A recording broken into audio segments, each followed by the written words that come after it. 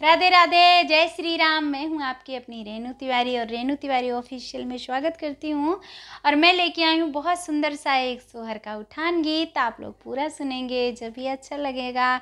और अवधि लोकगीत सुनने के लिए मेरे चैनल को सब्सक्राइब करना ना भूलें। हे हो सखी ननदी का रथी मन मानी, हे हो सखी ननदी का रथी मन मानी। माटी की परैया में हम काजर पारी, माटी के परैया में हम काजर पारी। हऊ दामा पारई सुनो ननंद रानी, हऊ दामा पारई मोरी ननंद रानी।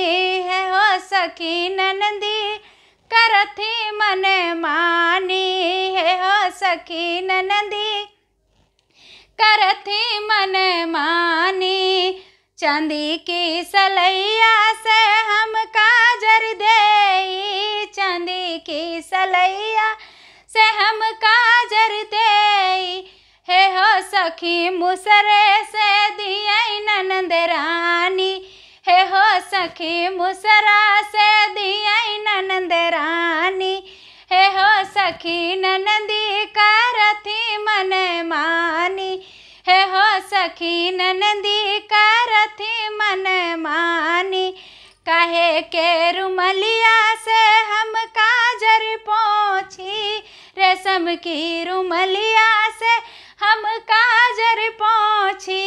हे हो सखी बोरा से पोछई ननंद रानी, हे हो सखी बोरा से पूछई ननंद रानी। हे हो सखी ननदी करथी मन मानी, हे हो सखी ननदी करथी